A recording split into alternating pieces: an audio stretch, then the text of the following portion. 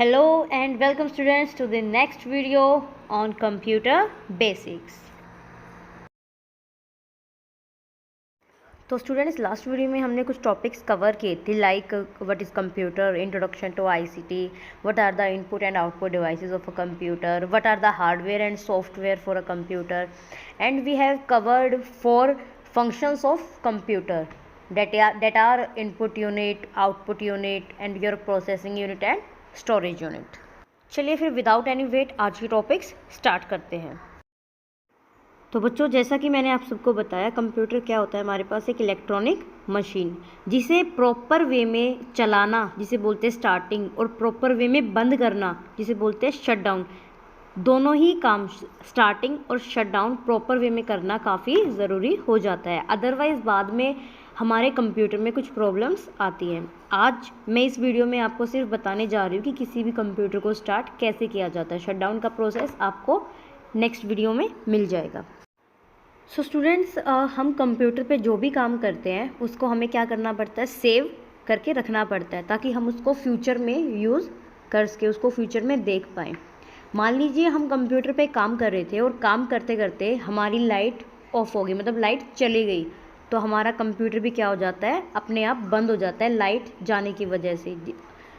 उससे क्या होगा कि हम जो भी काम कर रहे थे बीच में ही हमारा काम, अगर हमने उसको सेव नहीं किया तो वो हमारा डिलीट हो जाता है, वहाँ से हट जाता है कंप्यूटर की मेमोरी से। इसलिए हमें कंप्यूटर को यूज़ करने के लिए किसकी रिक्वायरमेंट होती है, बैटरी बैकअप की। और वो बैटरी बैकअप हमें कौन देता है, UPS. UPS stands for uninterruptible power supply. UPS computer को क्या देता है, 3 to 5 मिनट का बैटरी बैकअप देता है, जिसके अंदर हम अपने काम को जो करंटली कर रहे थे कंप्यूटर में उसको सेव कर सके। तो सबसे पहला स्टेप जो होगा हमारा कंप्यूटर को ऑन करने का, वो क्या होगा, हमारा जो यूपीएस का प्लग था उसे कहाँ लगाना है, सॉकेट के अंदर लगाना है। और यूपीएस पे आपको ये छोटा सा बटन दिख रहा होगा, इसको क्या करना है, टर्न करना है, इसको ऑन करना है। सेकंड स्टेप में हमें क्या करना है, जो सीपीयू के ऊपर पावर बटन होता है हमें उसे ऑन करना होता है। देन थर्ड स्टेप में आपको अपने मॉनिटर को ऑन करना होता है एंड उसकी स्क्रीन को ध्यान से देखना होता है। मॉनिटर को ऑन करने के कुछ सेकंड्स के बाद आपकी स्क्रीन पे आपको क्या दिखाई देती है, कुछ स्टेटमेंट्स चलती हुई दिखाई देती है जिसे बोलते हैं बूटिंग। बूटिंग कंप्लीट होने के बाद आपको कंप्यूटर की मेन स्क्रीन कुछ ऐसी दिखाई देगी जिसे बोलते हैं कंप्यूटर डेस्कटॉप। उसके बाद क्या होता है, आप अपना काम अपने कंप्यूटर पे स्टार्ट कर सकते हैं। Then students, our next topic is operating system. मैंने आपको बताया कि कंप्यूटर को स्टार्ट करने के लिए हमें सबसे पहले सीपीयू के ऊपर जो स्टार्ट बटन होता है उसे प्रेस करना होता है। तो कंप्यूटर स्टार्ट होते ही जो सबसे पहला प्रोग्राम जो आपका स्टार्ट होता है उसे क्या कहते हैं, ऑपरेटिंग सिस्टम। तो ऑपरेटिंग सिस्टम क्या है, हमारे पास एक प्रोग्राम कह सकते हैं, या कह सकते हैं कि ऑपरेटिंग सिस्टम क्या है, हमारे पास एक सॉफ्टवेयर है जो सबसे पहले रन होता है कंप्यूटर को ऑन करते ही। तो अब देखते हैं कि ऑपरेटिंग सिस्टम का यूज़ क्या होता है। ऑपरेटिंग सिस्टम हमारे पास एक सॉफ्टवेयर है जो कि एज अ इंटरफेस एक्ट करता है between user and computer hardware. हम कह सकते हैं कि कंप्यूटर और यूज़र कौन हुए बच्चों, हम जो कंप्यूटर को यूज़ कर रहे हैं वो क्या है, उसके यूज़र। तो ऑपरेटिंग सिस्टम क्या करता है, एक बीच की कड़ी है, बीच का इंटरफेस है जो यूज़र और कंप्यूटर के हार्डवेयर को क्या करता है, जोड़ता है। जोड़ता कैसे, जो भी हम कंप्यूटर तक पहुंचाना चाहते हैं वो कौन पहुंचाता है, ऑपरेटिंग सिस्टम। और जो भी कंप्यूटर का रिजल्ट होगा, जो भी उसका आंसर होगा, वो हम तक कौन पहुंचाएगा, ऑपरेटिंग सिस्टम। तो ऑपरेटिंग सिस्टम एक काफ़ी इम्पोर्टेंट सॉफ्टवेयर है किसी भी कंप्यूटर, लैपटॉप या मोबाइल के लिए, बिकॉज़ ये सबसे पहले स्टार्ट होके दूसरे प्रोग्राम्स की भी स्टार्टिंग में हेल्प करता है। कंप्यूटर के ऑपरेशंस को परफॉर्म करने के लिए, यानी कंप्यूटर को अपना काम करने के लिए अलग अलग रिसोर्सेज की रिक्वायरमेंट होती है, जैसे कि आपका CPU, memory, input output devices. तो कंप्यूटर जब कोई भी काम करता है तो उसको इन सारे रिसोर्सेज की रिक्वायरमेंट होती है, तो इनका एक प्रॉपर यूटिलाइजेशन कौन देखता है, आपका ऑपरेटिंग सिस्टम। तो बच्चों विदाउट ऑपरेटिंग सिस्टम आपका कोई भी फ़ोन या आपका कोई भी कंप्यूटर वर्क नहीं कर सकता। कंप्यूटर को वर्क करने के लिए ऑपरेटिंग सिस्टम की रिक्वायरमेंट मैंडेटरी है। काफ़ी सारे ऑपरेटिंग सिस्टम्स हैं जो कि आज के टाइम पे कंप्यूटर में यूज़ किए जाते हैं, बट जो मोस्ट पॉपुलर ऑपरेटिंग सिस्टम है वो हैं आपके यूनिक्स, विंडोज़ एंड लाइनेक्स। जो हम नॉर्मली घरों में कंप्यूटर यूज़ करते हैं या ऑफिसेज में या स्कूल्स में, कॉलेजेस में, वहाँ पे हम मोस्टली विंडोज़ ऑपरेटिंग सिस्टम पे काम करते हैं। देन स्टूडेंट्स, नेक्स्ट है डेस्कटॉप। मैंने आपको बताया था कि कंप्यूटर ऑन होने के बाद जो सबसे फर्स्ट स्क्रीन आपको दिखाई देती है उसे हम क्या कहते हैं, डेस्कटॉप या विंडोज़ डेस्कटॉप कुछ इस तरह से दिखाई देता है। आपके सामने जो ये स्क्रीन पे छोटे छोटे आपको इमेजेस सी नज़र आ रही है, इन्हें हम बोलते हैं आइकन्स। आपका जो भी आपके प्रोग्राम्स हैं, जो भी आपकी फ़ाइल हैं या फोल्डर हैं, वो आप अपने डेस्कटॉप पे ला सकते हैं, जिन्हें हम बोलते हैं आइकन। ये जो नीचे आपको लंबा सा बार दिख रहा है, इस बार का नाम होता है टास्क बार। टास्क बार पे आपकी वो सारी एप्लीकेशंस या प्रोग्राम्स दिखाई देते हैं आपको, जिन पे आप करंटली वर्क कर रहे होते हैं। अगर आपको स्विच करना है एक प्रोग्राम से दूसरे प्रोग्राम पर, तो आपको माउस से जस्ट एक सिंगल क्लिक करना है और आप अपने प्रोग्राम से एप्लीकेशंस के बीच में स्विचिंग कर सकते हैं। आइए अब बात करते हैं कंप्यूटर मेमोरी की। कंप्यूटर की मेमोरी हमारे पास दो तरह की होती है। एक होती है हमारे पास प्राइमरी मेमोरी एंड दूसरी होती है सेकेंडरी मेमोरी। अब क्वेश्चन ये राइज होता है कि मेमोरी की रिक्वायरमेंट पड़ी ही किस लिए कंप्यूटर को। देन स्टूडेंट्स, इसका आंसर है, जैसे हम ह्यूमन बींग्स हैं, कोई भी चीज़ याद रखने के लिए हमें किसकी रिक्वायरमेंट होती है, मेमोरी की। और हमारी मेमोरी कहाँ होती है, हमारे ब्रेन के अंदर। In the same way computer को भी मेमोरी की रिक्वायरमेंट पड़ती है, ताकि वो डिफरेंट एप्लीकेशंस, प्रोग्राम्स और फाइल्स को अपने अंदर सेव करके रख सके, ताकि इन फ्यूचर हम उन फाइल्स का, उन प्रोग्राम्स का यूज़ कर पाएँ। तो इसीलिए कंप्यूटर की मेमोरी बनाई गई। और कंप्यूटर की मेमोरी कितनी टाइप्स की होती है, दो तरह की। One is primary memory and the other one is secondary memory. अब बात करते हैं मेन मेमोरी की। मेन मेमोरी को काफ़ी नेम से जाना जाता है। इसका सेकंड नेम है प्राइमरी मेमोरी, या इसको हम कह सकते हैं टेम्पररी मेमोरी या फिर वोलेटाइल मेमोरी। तो स्टूडेंट्स, अब देखते हैं मेन मेमोरी का यूज़। मेन मेमोरी यूज़ किस लिए जाती है, ताकि वो टेम्पररी डाटा को स्टोर करके रख सके। मान लीजिए हम कंप्यूटर पे कोई काम कर रहे हैं, कोई भी ऑपरेशन परफॉर्म कर रहे हैं, और बीच बीच में उसको किसी डाटा, किसी फाइल की रिक्वायरमेंट पड़ती है, तो उन डाटा को यूज़ करने के लिए या अपने इंटरमीडिएट रिजल्ट्स को टेम्पररी सेव कराने के लिए कंप्यूटर कौन सी मेमोरी का यूज़ करता है, प्राइमरी मेमोरी का। प्राइमरी मेमोरी आपकी दो तरह की होती है। One is RAM and RAM stands for random access memory and the other one is ROM, read only memory. यहाँ पे जैसा आप देख रहे हो, मेन मेमोरी का एक नाम था वोलेटाइल मेमोरी। तो ये वोलेटाइल मेमोरी क्या होती है, मैं आपके साथ वो शेयर करना चाहूँगी। वोलेटाइल मेमोरी का मीनिंग होता है, मान लीजिए आप कंप्यूटर पे काम कर रहे थे, काम करते करते बीच में पावर कट हो गई, माने लाइट चली गई या आपका कंप्यूटर स्विच ऑफ हो गया। तो वोलेटाइल मेमोरी में क्या होता है, जो भी कंटेंट उस मेमोरी के अंदर था, पावर ऑफ होते ही वो कंटेंट वहाँ से ऑटोमेटिकली डिलीट हो जाता है। इसीलिए मेन मेमोरी को क्या कहा जाता है, टेम्परेरी मेमोरी और वोलेटाइल मेमोरी। अब बात करते हैं रैम एंड रोम की। इनके बीच के डिफरेंसेस देखते हैं और दोनों के काम देखते हैं कि उनके काम क्या क्या हैं।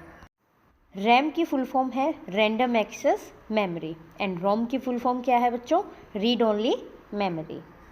तो फर्स्ट डिफरेंस क्या है आपका, रैम क्या है आपकी शॉर्ट टर्म टेम्परेरी मेमोरी, जहाँ पे आपके जब आप ऑपरेशंस करते हो कोई भी कंप्यूटर पे, तो आप जो इंटरमीडिएट रिजल्ट होते हैं, जो आपकी इंस्ट्रक्शंस होती हैं, जो डाटा और इन्फॉर्मेशन होता है, वो कहाँ पे सेव होता है, टेम्परेरी रैम के ऊपर।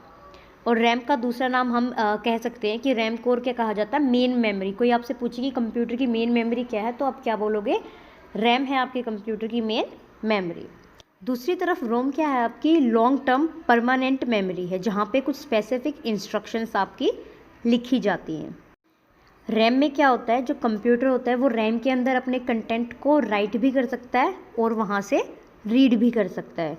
बट अपोजिट साइड रोम में सिर्फ क्या है, जैसे नाम से ही स्पेसिफाई हो रहा है, रीड ओनली मेमोरी। जो भी इसके कंटेंट है, जो भी इंस्ट्रक्शंस आपकी रोम के अंदर होती हैं, कंप्यूटर सिर्फ उनको रीड कर सकता है, उनमें कोई भी अपडेशन या उनमें कोई भी राइट परफॉर्म नहीं कर सकता। नेक्स्ट डिफरेंस है आपका रैम एंड रोम का, कि रैम जो है हमारी कैसी मेमोरी है, वोलेटाइल मेमोरी। जैसा कि मैंने आपको बताया, वोलेटाइल मेमोरी कौन सी होती है, अगर पावर ऑफ हुई तो उसके अंदर जो भी कंटेंट होता है आपका वो वहाँ से डिसअपीयर, वहाँ से डिलीट हो जाता है।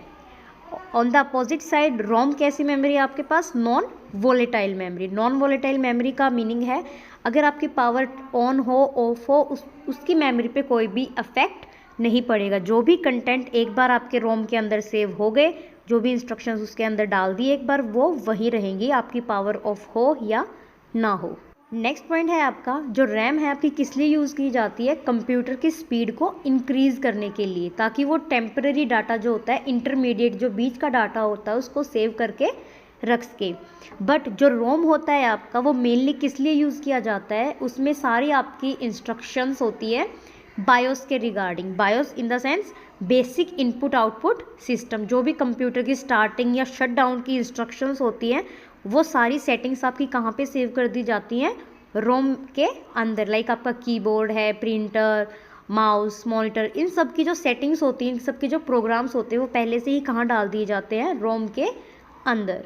इन्हीं सेटिंग्स की वजह से रोम को क्या बनाया गया? रीड ओनली मेमोरी, ताकि कोई भी उनमें चेंजेस ना कर पाए, उनकी सेटिंग्स को छेड़ नहीं पाए। आई होप स्टूडेंट्स आपको रैम और रोम में अब कुछ डिफरेंसेस क्लियर हुए होंगे कि रैम क्या होती है और आपके पास रोम क्या होती है। स्टूडेंट्स, रैम एंड रोम कुछ इस तरह से दिखाई देती हैं। ये है आपके पास रैम और ये है रोम। स्टूडेंट्स, जो रैम मेमोरी है आपकी, ये काफ़ी कॉस्टली आती है, बिकॉज़ इसमें हाई स्पीड के रजिस्टर्स लगे होते हैं, ताकि वो सीपीयू की स्पीड को इंक्रीज़ कर पाएँ। और इसका स्टोरेज भी काफ़ी कम होता है। आप इसमें कुछ लिमिटेड डाटा को ही स्टोर करके रख सकते हैं, वो भी टेम्परेरी पीरियड के लिए।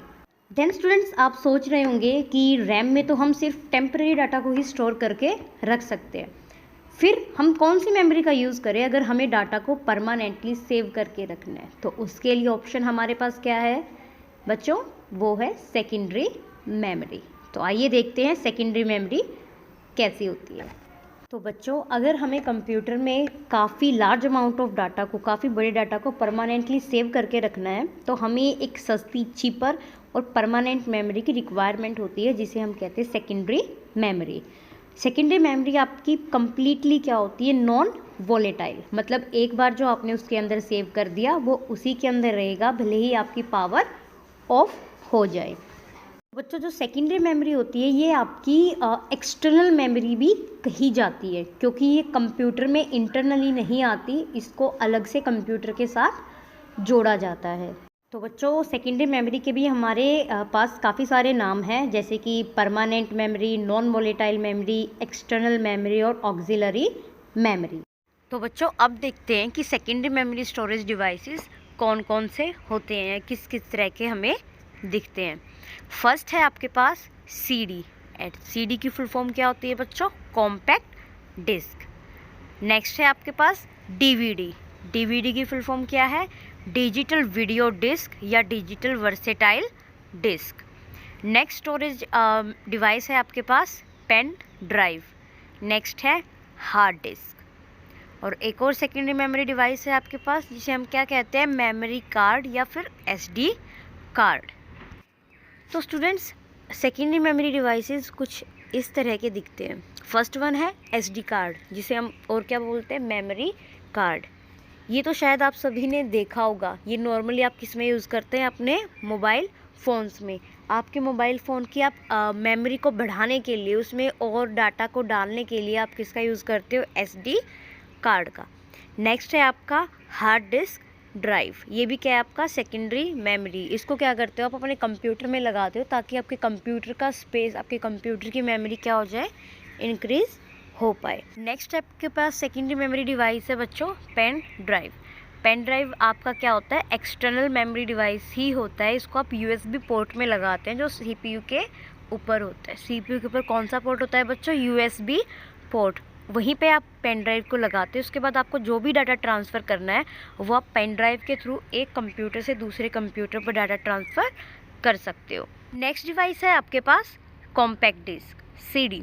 सीडी क्या होती है? सेकेंडरी स्टोरेज ही होती है। इसमें आप क्या करते हो? अपना डाटा, अपना टेक्स्ट या अपनी ऑडियो या वीडियो, इसमें आप अपनी रिकॉर्डिंग कर सकते हो। इसके ऊपर क्या होता है कि ये सर्कुलर होती है और उसके ऊपर एक बिल्कुल पतली सी क्या होती है, लेयर चढ़ी होती है, उसी पे हमारा डाटा क्या होता है, स्टोर किया जाता है। स्टूडेंट्स, अब हम बात करते हैं कंप्यूटर की प्रोसेसर यूनिट के बारे में। ये वो यूनिट है जहाँ पर कंप्यूटर के सभी ऑपरेशंस परफॉर्म किए जाते हैं। ऑपरेशंस जैसे कि कोई भी कंपैरिजन या कोई भी कैलकुलेशन, जो भी आपका प्रोसेसिंग का काम होगा वो कहाँ पे होगा, प्रोसेसर यूनिट के अंदर। तो बच्चों, प्रोसेसर यूनिट के हमारे पास दो पार्ट्स हैं। फर्स्ट है आपके पास CPU और दूसरा है आपका बच्चों मेन मेमोरी। फर्दर CPU के आपके पास दो पार्ट्स होते हैं, एक होता है ALU और सेकंड है CU। ऐसे ही मेन मेमोरी के आपके पास दो पार्ट्स हैं, एक होता है रैम और दूसरा क्या होता है बच्चों, रोम। सो स्टूडेंट्स, जो हमारी मेन मेमोरी है ये कंप्यूटर में कहाँ पे लोकेट की जाती है, मदर बोर्ड पे। तो अब हम थोड़ा सा मदरबोर्ड के बारे में देख लेते हैं कि मदरबोर्ड क्या होता है। सो मदरबोर्ड कुछ ऐसा दिखाई देता है जैसे कि आपको स्क्रीन पे अभी दिखाई दे रहा है। इस पे आपके काफ़ी सारे पोर्ट्स और स्लॉट्स होते हैं जहाँ पे आपका CPU, मेमोरी और जो अदर पेरिफेरल डिवाइसेस होते हैं, जो एक्सटर्नल डिवाइसेस होते हैं, उनके लिए आपके पास स्पेस दिया जाता है। देन मदरबोर्ड को हम क्या कहते हैं, main board, main circuit board या मेन प्रिंटेड सर्किट बोर्ड। इस पे आपका क्या क्या होता है, ये होल्ड्स करता है आपका CPU सेंट्रल प्रोसेसिंग यूनिट को, मेमोरी मेन मेमोरी को, और कनेक्टर्स स्लॉट्स प्रोवाइड कराता है अदर पेरिफेरल डिवाइसेस के लिए। उन्हीं सारे डिवाइसेस के बीच में ये क्या कराता है, कम्युनिकेशन भी किसके थ्रू हो पाता है, हमारा मदर बोर्ड के थ्रू। तो स्टूडेंट्स, आज की वीडियो हम यहीं पे ओवर करेंगे। आज के लिए बस इतना ही। नेक्स्ट वीडियो में हम अपना प्रोसेसर यूनिट टॉपिक ही कंटिन्यू करेंगे, जिसमें हमारा बचता है CPU, ALU एंड CU। तो स्टूडेंट्स, अगर आपको ये वीडियो पसंद आई हो तो इसे लाइक ज़रूर करें और इस चैनल को सब्सक्राइब करें ताकि फ्यूचर में आने वाली वीडियोज़ को आप देख पाएँ। Thank you.